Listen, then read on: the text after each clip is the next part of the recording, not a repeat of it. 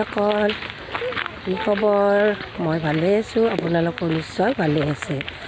আজি আহিছোঁ আমি ইতিহাস প্ৰসিদ্ধ ঠাই সন্ধিয়া জাৰ, যিখন ঠাই অসমৰ ইতিহাসৰ পাত লুটিয়াই চালে সকলোৱে জানে, কিন্তু এই ঠাইডোখৰ প্ৰায় মানুহে চিনি নাপায়। আমাৰ নিচেই ওচৰতে থকা সন্ধিয়া জাৰলৈ আমি আহি আছোঁ। বলক আজি মোৰ লগতে আপোনালোকেও সন্ধিয়া জাৰ দৰ্শন কৰিব।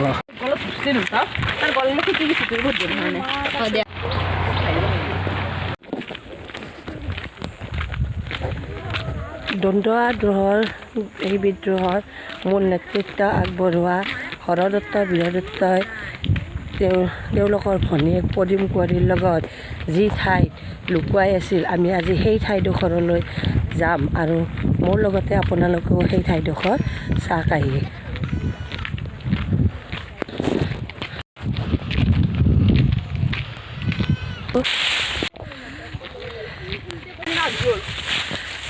ভৰিত পানী বোকা এইবিলাক লাগি ধৰিছে। এয়া আমি 2 নম্বৰ জাৰলৈ যাব আহিছোঁ।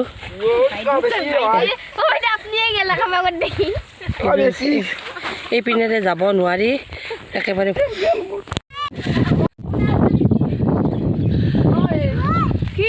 এয়া চাওক নলগছেৰে এইবিলাকেৰে তৰ্জা বনোৱা হয়। যদি কাৰোবাক নল লাগে আহিব পাৰে ইয়াতে। 2 নম্বৰ জাৰ এইখন।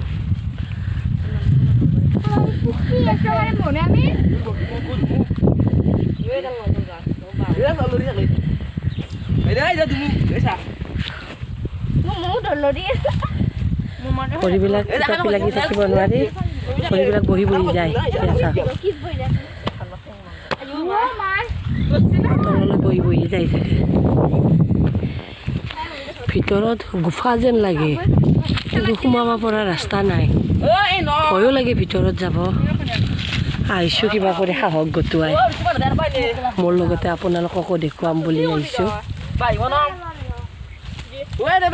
অসম বুৰঞ্জীৰ পাত লুটিয়ালে সকলোৱে এই দুজন বিখ্যাত ব্যক্তিৰ নাম জানে, কিন্তু ক'ত লুকাই আছিল এয়া চাওক। ৰঙিয়াৰ সন্ধিয়া অঞ্চলৰ এই জাৰতে লুকুৱাই আছিল।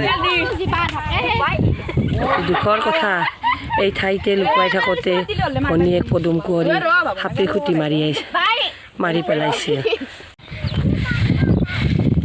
এয়া চাওক কি অৰণ্য। এতিয়াতো বহুত মানে জংঘলবিলাক কাটিলে মানুহ আহিব পৰা হ'ল। আগতেতো কিমান ঘোৰ জংঘল আছিলে, য'ত হৰদত্ত বীৰদত্তই ভনীয়েক পদুম কুঁৱৰীৰ লগত এই ঠাইত লুকুৱাই আছিল।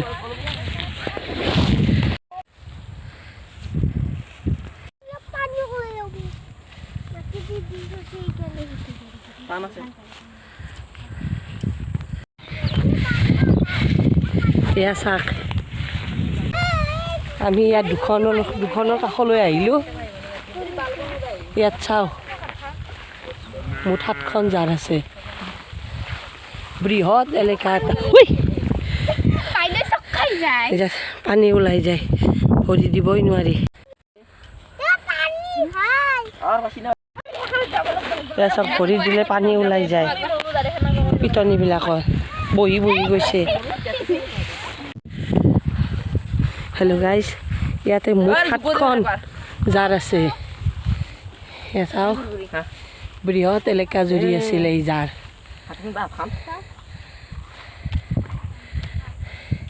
আমি কিবা কৈ আহিছোঁ, ভৰি সোমাই যায় তললৈ দুমুক, আৰু য'তেই ভৰি দিওঁ দেখাত শুকান ঠাই, কিন্তু পানী ওলাই যায়।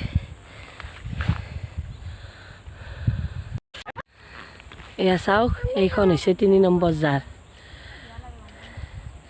বাকী 4খনলৈ আমি যাব নোৱাৰিলোঁ, বহুত দূৰ হয়। ভৰিবিলাক সোমাই যায়, লগত সৰু বাচ্ছাটোও আছে। সেইকাৰণে আজিলৈ ইয়াতে আমি এৰিছোঁ। পুনৰ কেতিয়াবা আমি বাকী 4খন জাৰো দেখুৱাম।